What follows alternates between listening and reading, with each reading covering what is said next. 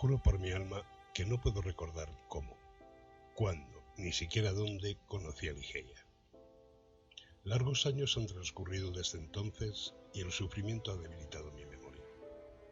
O quizá no puedo rememorar ahora aquellas cosas porque, a decir verdad, el carácter de mi amada, su raro saber, su belleza singular y sin embargo plácida, y la penetrante y cautivadora elocuencia de su voz profunda y musical, se abrieron camino en mi corazón con pasos tan constantes, tan cautelosos, que me pasaron inadvertidos e ignorados. No obstante, creo haberla conocido y visto la más de las veces en una vasta, ruinosa ciudad cerca del Rin. Seguramente le oí hablar de su familia. No cabe duda de que su estirpe era remota. Ligeia. Sumido en estudios que por su índole pueden como ninguno amortiguar las impresiones del mundo exterior, solo por esta dulce palabra, Ligeia, acude a los ojos de mi fantasía la imagen de aquella que ya no existe. Y ahora, mientras escribo, me asalta como un rayo el recuerdo de que nunca supe el apellido de quien fuera mi amiga y prometida, luego compañera de estudios, y por último la esposa de mi corazón. ¿Fue por una amable orden de parte de mi Ligeia o para poner a prueba la fuerza de mi afecto que me estaba vedado indagar sobre este punto? ¿O fue más bien un capricho mío, una loca y romántica ofrenda en el altar de la devoción más apasionada? Solo recuerdo confusamente el hecho. ¿Es de extrañarse que haya olvidado por completo las circunstancias que lo originaron y lo acompañaron? Y en verdad, si alguna vez ese espiritual que llaman romance, si alguna vez la pálida Astophet del Egipto idólatra, con sus alas tenebrosas, han presidido, como dicen, los matrimonios fatídicos, seguramente presidieron el mío. Hay un punto muy caro en el cual, sin embargo, mi memoria no falla. Es la persona de Ligeia. Era de alta estatura, un poco delgada y en sus últimos tiempos casi descarnada. Sería vano intentar la descripción de su majestad, la tranquila soltura de su porte o la inconcebible ligereza y elasticidad de su paso. Entraba y salía como una sombra.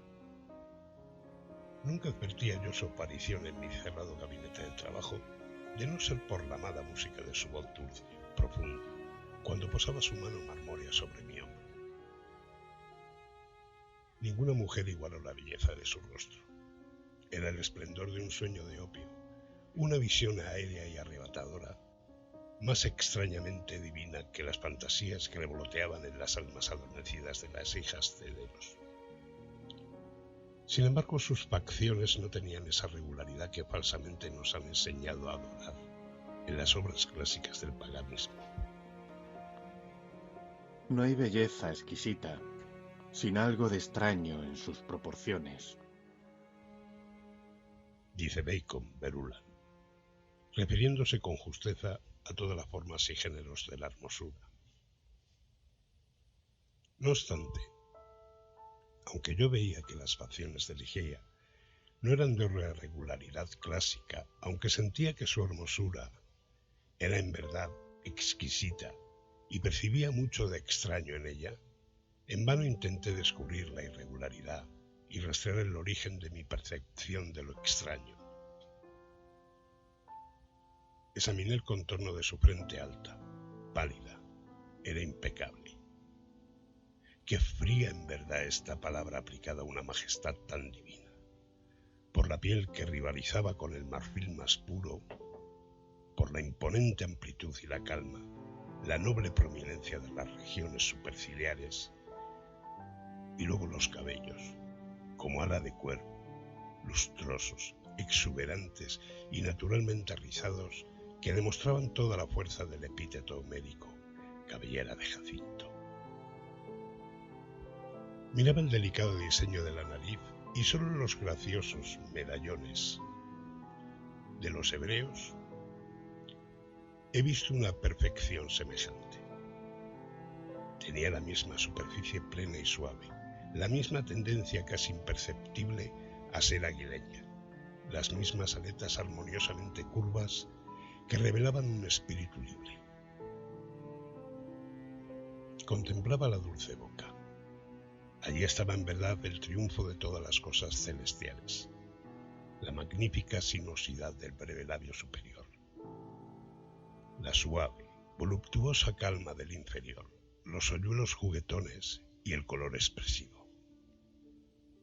Los dientes, que reflejaban con un brillo casi sorprendente los rayos de la luz bendita que caían sobre ellos en la más serena y plácida, y sin embargo radiante, triunfal de todas las sonrisas.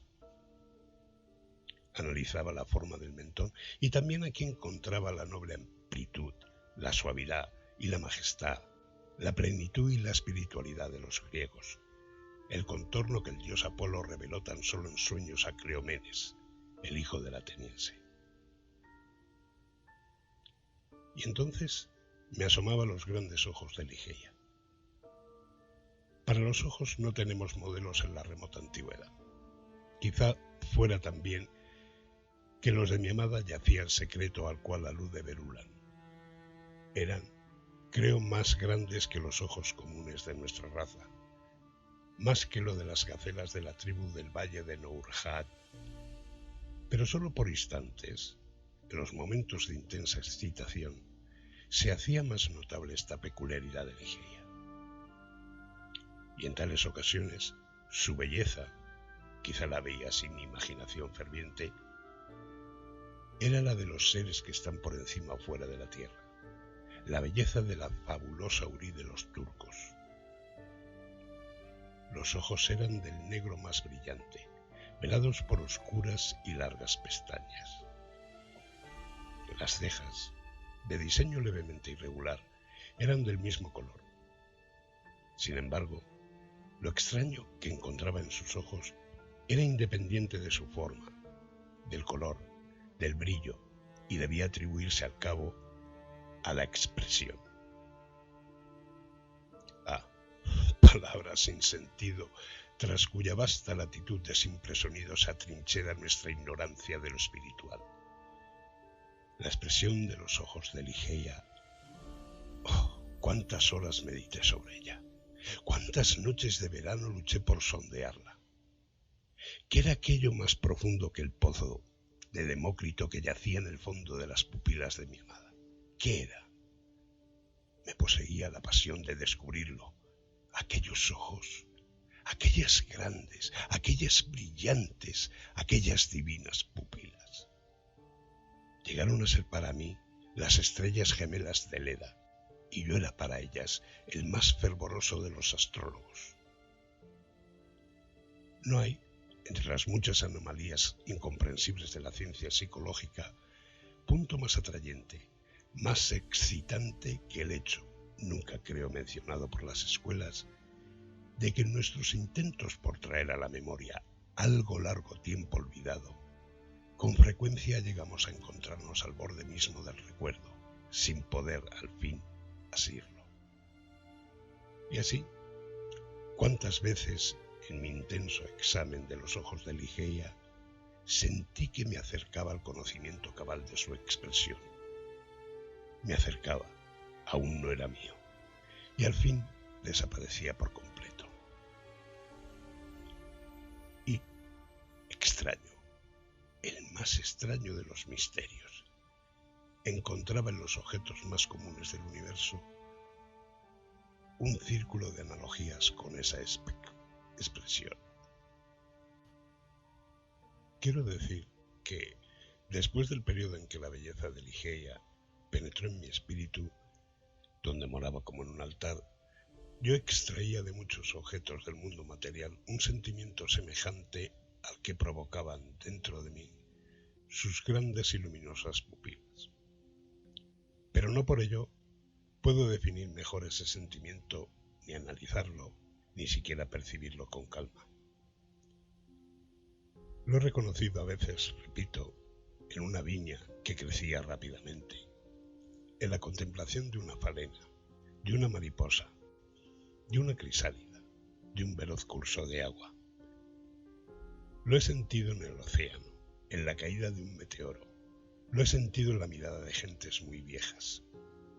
Y hay una o dos estrellas en el cielo, especialmente una de sexta magnitud, doble y cambiante, que puede verse cerca de la gran estrella de Lira, que miradas con el telescopio me han inspirado el mismo sentimiento. Me ha colmado al escuchar ciertos sones de instrumentos de cuerda y no pocas veces al leer pasajes de determinados libros. Entre innumerables ejemplos, recuerdo bien algo de un volumen de Joseph Glanville que, quizás simplemente por lo insólito, quién sabe, nunca ha dejado de inspirarme ese sentimiento. Y allí dentro está la voluntad que no muere. ¿Quién conoce los misterios de la voluntad y su fuerza? Pues Dios no es sino una gran voluntad que penetra las cosas todas por obra de su intensidad. El hombre no se doblega a los ángeles ni cede por entero a la muerte, como no sea por la flaqueza de su débil voluntad. Los años transcurridos y las reflexiones consiguientes me han permitido rastrear cierta remota conexión entre este pasaje del moralista inglés y un aspecto del carácter de Ligeia. La intensidad de pensamiento, de acción, de palabra, era posiblemente en ella un resultado, o por lo menos un índice de esa gigantesca voluntad que durante nuestras largas relaciones no deja de dar otras pruebas más numerosas y evidentes de su existencia. De todas las mujeres que jamás he conocido, la exteriormente tranquila, la siempre plácida Ligeia era presa con más violencia que nadie de los tumultuosos buitres de la dura pasión. Y no podía yo medir esa pasión como no fuese por el milagroso dilatarse de los ojos que me deleitaban y aterraban al mismo tiempo, por la melodía casi mágica, la modulación, la claridad y la placidez de su voz tan profunda y por la salvaje energía, doblemente efectiva por contraste con su manera de pronunciarlas, con que profería habitualmente sus extrañas palabras. He hablado del saber de Ligeia.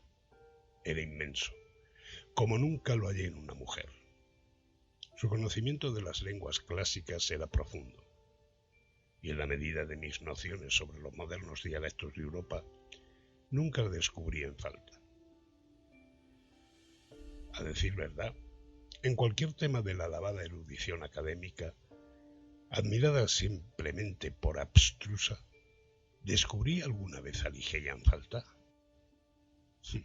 De qué modo singular y penetrante este punto de la naturaleza de mi esposa atrajo tan solo en el último periodo mi atención. Dije que sus conocimientos eran tales que jamás los hallé en otra mujer, pero ¿dónde está el hombre que ha cruzado, y con éxito, toda la amplia extensión de las ciencias morales, físicas y metafísicas? No vi entonces lo que ahora advierto claramente, que las adquisiciones de Ligeia eran gigantescas, eran asombrosas, y sin embargo tenía suficiente conciencia de su infinita superioridad para someterme, con infantil confianza, a su guía en el caótico mundo de la investigación metafísica, a la cual me entregué activamente durante los primeros años de nuestro matrimonio. Con qué amplio sentimiento de triunfo, con qué vivo deleite, con qué etérea esperanza sentía yo cuando ella se entregaba conmigo a estudios poco frecuentes, poco conocidos, esa deliciosa perspectiva que se agrandaba en lenta gradación ante mí, por cuya larga y magnífica senda no hollada podía al fin alcanzar la meta de una sabiduría demasiado premiosa, demasiado divina para no ser prohibida. Así, con qué punzante dolor habré visto, después de algunos años, emprender vuelo a mis bien fundadas esperanzas y desaparecer. Sin Ligeia, era yo un niño a tientas en la oscuridad. Solo su presencia, sus lecturas, podían arrojar vívida luz sobre los muchos misterios del trascendentalismo en los cuales vivíamos inmersos. Privadas del radiante brillo de sus ojos, esas páginas leves y doradas tornáronse más opacas que el plomo saturnino, y aquellos ojos brillaron cada vez con menos frecuencia sobre las páginas que yo escrutaba. Ligeia cayó enferma. Los extraños ojos brillaron con un fulgor demasiado magnífico. Los pálidos dedos adquirieron la transparencia cerúlea de la tumba y las venas azules de su alta frente latieron impetuosamente en las alternativas de la más ligera emoción. Vi que iba a morir y luché desesperadamente en espíritu con el torvo Azrael. Y las luchas de la apasionada esposa eran, para mi asombro, aún más enérgicas que las mías. Muchos rasgos de su adusto carácter me habían convencido de que para ella la muerte llegaría sin sus terrores, pero no fue así. Las palabras son impotentes para dar una idea de la fiera resistencia que opuso la sombra. Gemí de angustia ante el lamentable espectáculo. Yo hubiera querido calmar, hubiera querido razonar, pero la intensidad de su salvaje deseo de vivir, solo vivir, el consuelo y la razón eran el colmo de la locura. Sin embargo, hasta el último momento, en las convulsiones más violentas de su espíritu indómito, no se conmovió la placidez exterior de su actitud. Su voz se tornó más suave, más profunda, pero yo no quería demorarme en el extraño significado de las palabras pronunciadas con calma. Mi mente vacilaba al escuchar fascinada una melodía sobrehumana, conjeturas y aspiraciones que la humanidad no había conocido hasta entonces. De su amor podía dudar, y me era fácil comprender que en un pecho como el suyo, el amor no reinaba como una pasión ordinaria. Pero solo en la muerte medí toda la fuerza de su afecto. Durante largas horas, reteniendo mi mano, desplegaba ante mí los excesos de un corazón cuya devoción, más que apasionada, llegaba a la idolatría. ¿Cómo había merecido yo la bendición de semejantes confesiones? ¿Cómo había merecido la condena de que mi amada me fuese arrebatada en el momento en que me las hacía? Pero no puedo soportar el extenderme sobre este punto. Solo diré que en el abandono más que femenino de Ligeia al amor hay merecido, otorgado sin ser yo digno, reconocí el principio de su ansioso, de su ardiente deseo de vida, esa vida que huía ahora tan velozmente. Soy incapaz de describir, no tengo palabras para expresar esa ansia salvaje, esa anhelante vehemencia de vivir, solo vivir. La medianoche en que murió, me llamó perentoriamente a su lado, pidiéndome que repitiera ciertos versos que he puesto pocos días antes. La obedecí. Helos aquí. Vedla. Es noche de gala en los últimos años solitarios. La multitud de ángeles alados, con sus velos en lágrimas bañados, son público de un teatro que contempla un drama de esperanzas y temores mientras toca la orquesta indefinida, la música sin fin de las esperas. Imágenes del Dios que está en lo alto, allí los mimos gruñen y mascullan, corren aquí y allá y los apremian. Vastas cosas informes que el escenario alteran de continuo, vertiendo de sus alas desplegadas un invisible, largo sufrimiento. Este múltiple drama ya jamás será olvidado, con su fantasma siempre perseguido por una multitud que no lo alcanza, en un círculo siempre de retorno al lugar primitivo. Y mucho de locura, y más pecado, y más horror, el alma de la intriga.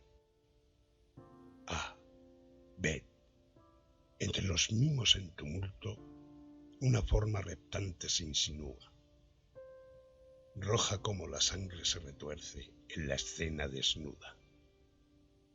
Se retuerce y en tormentos los mimos son su presa, y sus fauces destilan sangre humana, y los ángeles lloran. Apáganse las luces, todas, y sobre cada forma estremecida cae el telón, cortina funeraria, con fragor de tormenta. Y los ángeles pálidos y exangües, ya de pie, ya sin velos, manifiestan que el drama es del hombre y que es su héroe el vencedor gusano. ¡Oh, Dios!, gritó casi Ligeia, incorporándose de un salto y tendiendo sus brazos al cielo con un movimiento espasmódico al terminar yo estos versos. ¡Oh, Dios! ¡Oh, Padre Celestial! ¿Estas cosas ocurrirán irremisiblemente? ¿El vencedor no será alguna vez vencido? ¿No somos una parte, una parcela de ti? ¿Quién conoce los misterios de la voluntad y su fuerza? El hombre no se doblega a los ángeles, ni cede por entero a la muerte, como no sea por la flaqueza de su débil voluntad. Y entonces, como agotada por la emoción, dejó caer los blancos brazos y volvió solemnemente a su lecho de muerte. Y mientras lanzaba los últimos suspiros, mezclado con ellos, brotó un suave murmullo de sus labios. Acerqué mi oído y distinguí de nuevo las palabras finales del pasaje de Granville. El hombre no se doblega a los ángeles, ni cede por entero a la muerte, como no sea por la flaqueza de su débil voluntad. Murió, y yo, deshecho, pulverizado por el dolor, no pude soportar más la solitaria desolación de mi morada y la sombría y ruinosa ciudad a orillas del Rin. No me faltaba lo que el mundo llama fortuna.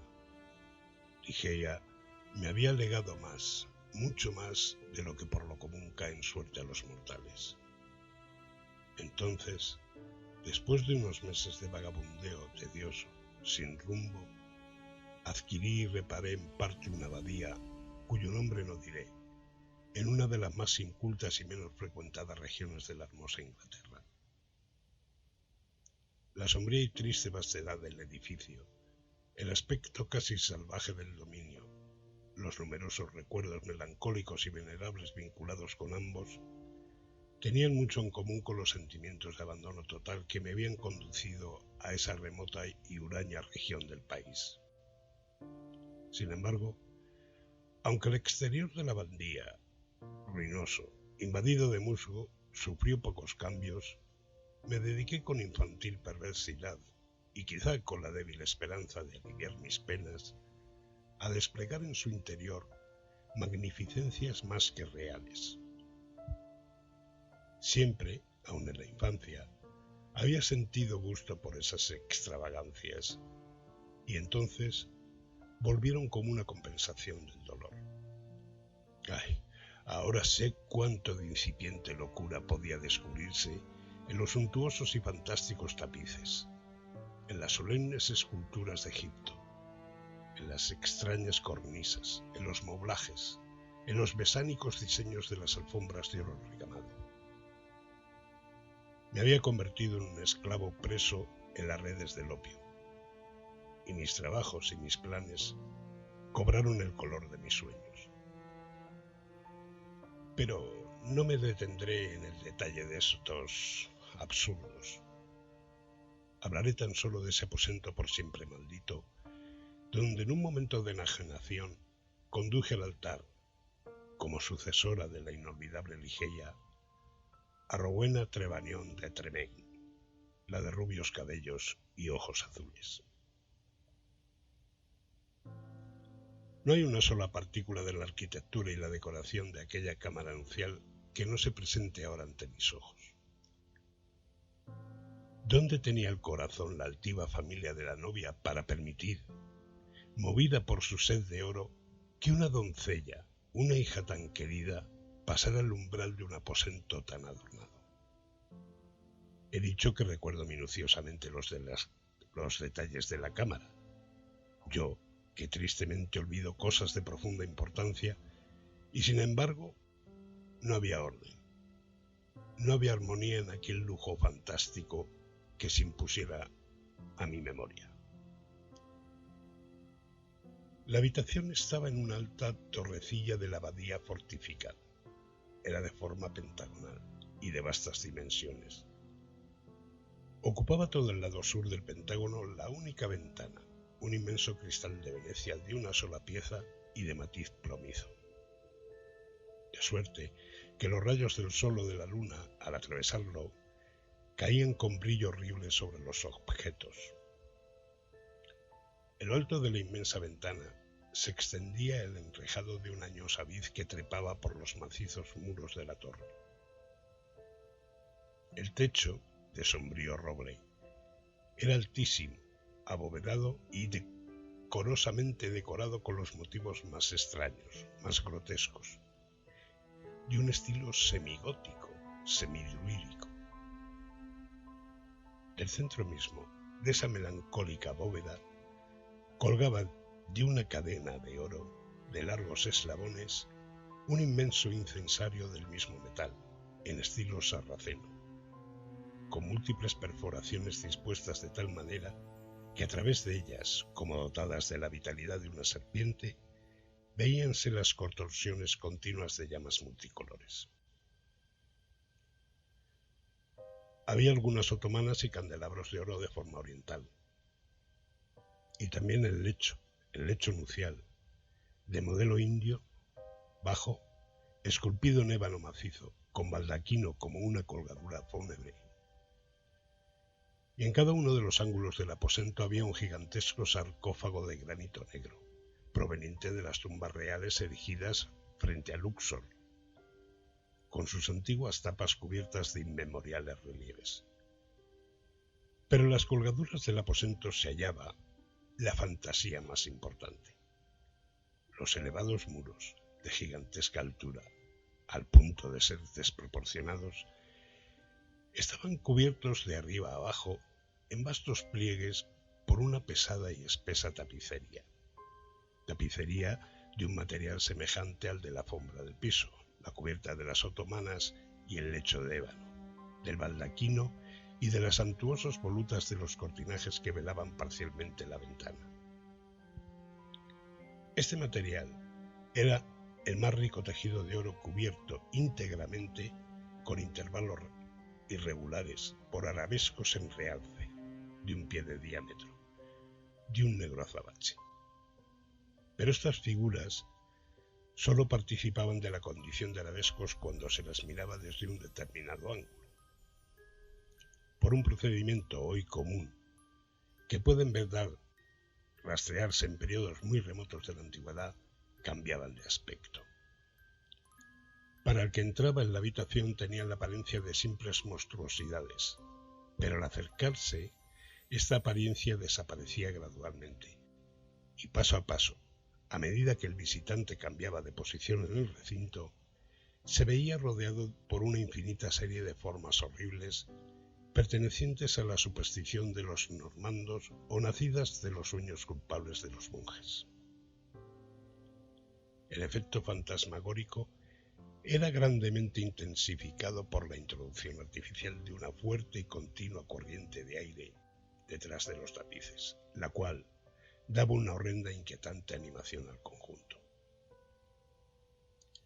Entre esos muros, en esa cámara nupcial, pasé con Rowena de Tremaine las impías horas del primer mes de nuestro matrimonio, y las pasé sin demasiada inquietud.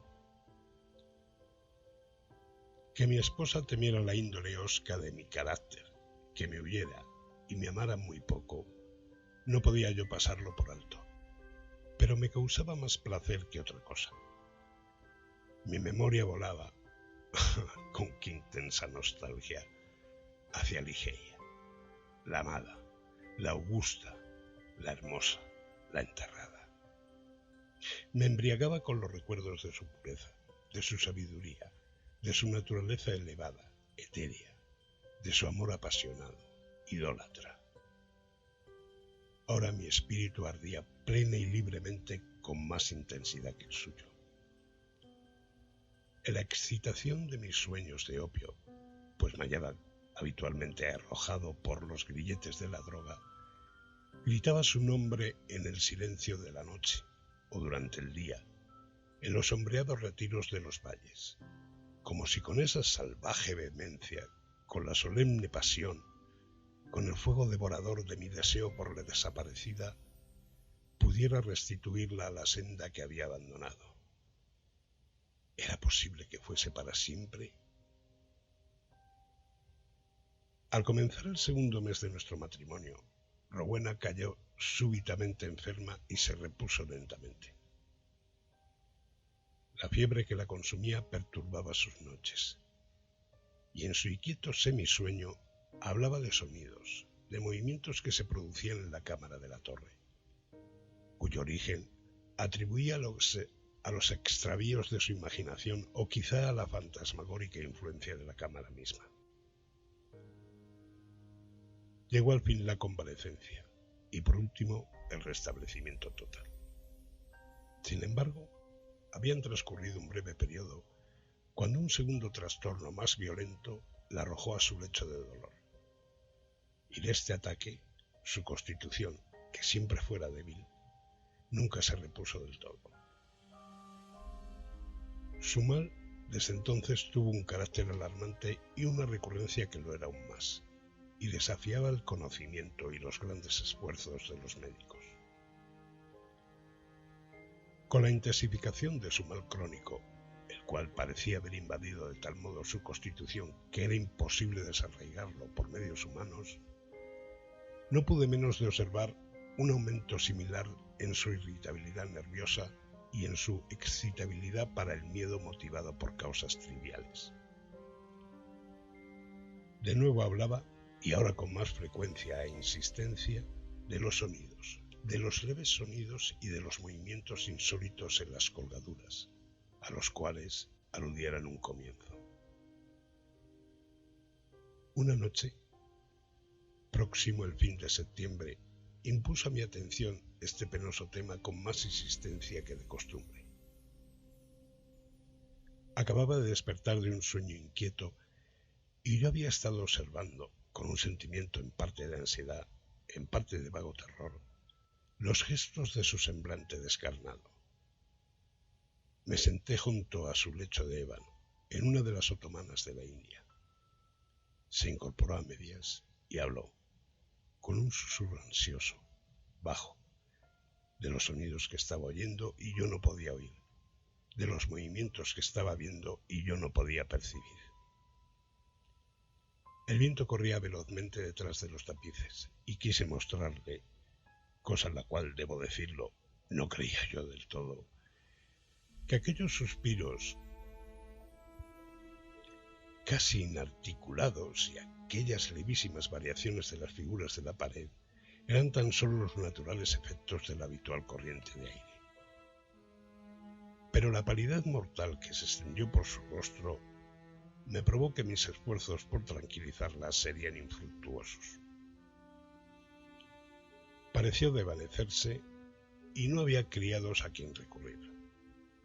Recordé el lugar donde había un frasco de un vino ligero que le habían prescrito los médicos y crucé presuroso el aposento en su busca. Pero al llegar bajo la luz del incensario, dos circunstancias de índole sorprendente llamaron mi atención. Sentí que un objeto palpable, aunque invisible, rozaba levemente mi persona, y vi que en la alfombra dorada en el centro mismo del rico resplandor que arrojaba el incensario, había una sombra leve, indefinida, de aspecto angélico, como cabe imaginar la sombra de una sombra. pero yo estaba perturbado por la excitación de una inmoderada dosis de opio. Poco caso hice a estas cosas y no las mencioné a Rowena.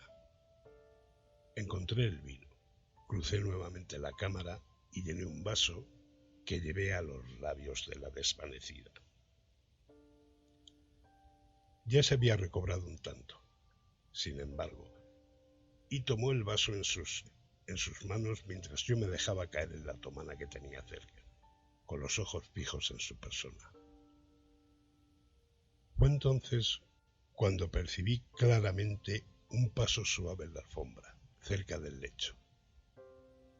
Y un segundo después, mientras Rowena alzaba la copa de vino hasta sus labios, vi, o quizás soñé, que veía caer dentro del vaso, como surgida de un invisible surtidor en la atmósfera del aposento, 3 o 4 grandes gotas de fluido brillante del color de rubí. Si yo lo vi, no ocurrió lo mismo con Rowena. Bebió el vino sin vacilar y me abstuve de hablarle de una circunstancia que, según pensé, debía considerarse como sugestión de una imaginación excitada, cuya actividad mórbida aumentaban el terror de mi mujer, el opio y la hora. Sin embargo, no pude dejar de percibir que, inmediatamente después de la caída de las gotas color rubí, se producía una rápida agravación en el mal de mi esposa, de suerte que la tercera noche las manos de sus doncellas la prepararon para la tumba, y la cuarta la pasé solo con su cuerpo amortajado en aquella fantástica cámara que la recibiera recién casada. Extrañas visiones engendradas por el opio revoloteaban como sombras delante de mí. Observé con ojos inquietos los sarcófagos en los ángulos de la habitación, las cambiantes figuras de los tapices, las contorsiones de las llamas multicolores en el incensario suspendido. Mis ojos cayeron entonces, mientras trataba de recordar las circunstancias de una noche anterior en el lugar donde, bajo el resplandor del incensario, había visto las débiles huellas de la sombra. Pero ya no estaba allí, y respirando con más libertad, volví la mirada a la pálida y rígida figura tendida en el lecho. Entonces me asaltaron 1000 recuerdos de Ligeia, y cayó sobre mi corazón, con la turbulenta violencia de una marea, todo el indecible dolor con que había mirado su cuerpo amortajado. La noche avanzaba, y con el pecho lleno de amargos pensamientos, cuyo objeto era mi único y supremo amor, permanecí contemplando el cuerpo de Rowena. Quizá fuera medianoche, tal vez más temprano o más tarde, pues no tenía conciencia del tiempo, cuando un sollozo sofocado, suave, pero muy claro, me sacó bruscamente de mi ensueño. Sentí que venía del lecho de Eva, del lecho de muerte. Presté atención en una agonía de terror supersticioso, pero el sonido no se repitió. Esforcé la vista para descubrir algún movimiento del cadáver, mas no advertí nada. Sin embargo, no podía haberme equivocado. Había oído el ruido, aunque débil, y mi espíritu estaba despierto. Mantuve con decisión, con perseverancia, la atención clavada en el cuerpo. Transcurrieron algunos minutos sin que ninguna circunstancia arrojara luz sobre el misterio. Por fin, fue evidente que un color ligero, muy débil y apenas perceptible, se difundía bajo las mejillas y a lo largo de las hundidas venas de los párpados. Con una especie de horror, de espanto indecibles que no tienen en el lenguaje humano expresión suficientemente enérgica, sentí que mi corazón dejaba de latir, que mis miembros se ponían rígidos. Sin embargo, el sentimiento del deber me devolvió la presencia de ánimo. Ya no podía dudar de que nos habíamos apresurado en los preparativos y de que Rowena aún vivía. Era necesario hacer algo inmediatamente, pero la torre estaba muy apartada de las dependencias de la servidumbre. No había nadie cerca. Yo no tenía modo de llamar en mi ayuda sin abandonar la habitación unos minutos, y no podía aventurarme a salir. Luché solo, pues, en mi intento de volver a la vida el espíritu aún vacilante. Pero al cabo de un breve periodo, fue evidente la recaída. El color desapareció de los párpados y las mejillas, dejándolo más pálidos que el mármol. Los labios estaban doblemente apretados y contraídos en la espectral expresión de la muerte. Una viscosidad y un frío repulsivos cubrieron rápidamente la superficie del cuerpo, y la habitual rigidez cadavérica sobrevino de inmediato. Volví a desplomarme con un estremecimiento en el diván de donde me levantara tan bruscamente, y de nuevo me entregué a mis apasionadas visiones de Ligeia. Así transcurrió una hora cuando, era posible, advertí por segunda vez un vago sonido procedente de la región del lecho. Presté atención en el colmo del horror. El sonido se repitió. Era un suspiro. Precipitándome hacia el cadáver, vi claramente temblar los labios. Un minuto después se entreabrían, descubriendo una brillante línea de dientes nacarados. La estupefacción luchaba ahora en mi pecho con el profundo espanto que hasta entonces reinara solo. Sentí que mi vista se oscurecía, que mi razón se extraviaba, y solo por un violento esfuerzo logré al fin cobrar ánimos para ponerme a la tarea que mi deber me señalaba una vez más. Había ahora cierto color en la frente, en las mejillas y en la garganta. Un calor perceptible invadía todo el cuerpo. Hasta se sentía latir levemente el corazón. Mi esposa vivía, y con redoblado ardor me entregué a la tarea de resucitarla. Froté y friccioné las sienes y las manos, y utilicé todos los expedientes que la experiencia y no pocas lecturas médicas me aconsejaban, pero en vano. De pronto, el color huyó, las pulsaciones cesaron, los labios recobraron la expresión de la muerte, y un instante después, el cuerpo todo adquiría el frío de hielo, el color lívido, la intensa rigidez, el aspecto consumido y todas las horrendas características de quien ha sido por muchos días habitante de la tumba.